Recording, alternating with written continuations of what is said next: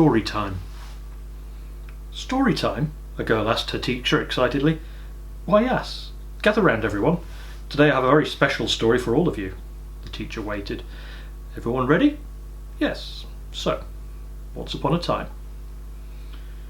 During the Scottish Wars of Independence in 1322, raiders were planning their next move. These raiders would kill and steal to survive in a land reduced to nothing but waste. They were known as the Border Reivers. So, one day in 1322, they were more desperate than ever. It was hard for them and their families to live, let alone comfortably, and they'd raided many residences already. In fact, they'd raided all the residences in the small town where they lived. All except one. The only house untouched was perched atop a hill. Thus, it was unaffected by the war. The Reivers knew of this for months, so why didn't they act sooner?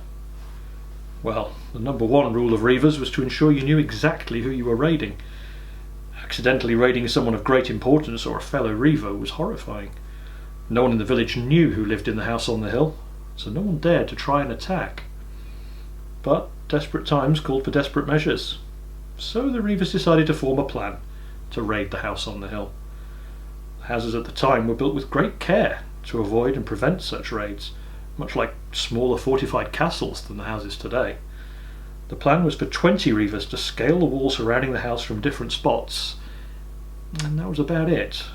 Nothing was known about the house on the hill, so it was pointless to even formulate a plan beforehand. So on the 21st night of November, 20 Reivers left their families at home, and guarded with good wishes, they left for the house on the hill.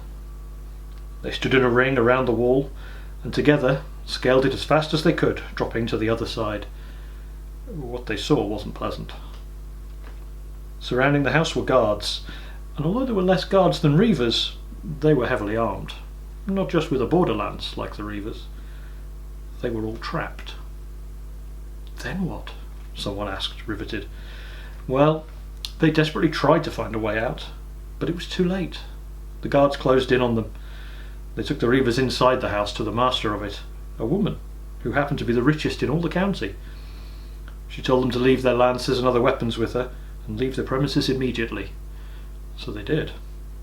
Something else happened that night, but they never spoke of it to anyone, and so for that reason I too cannot tell you.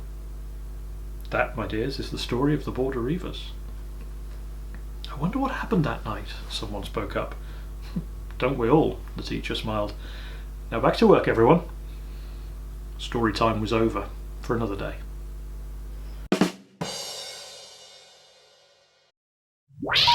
Please hang up and try again.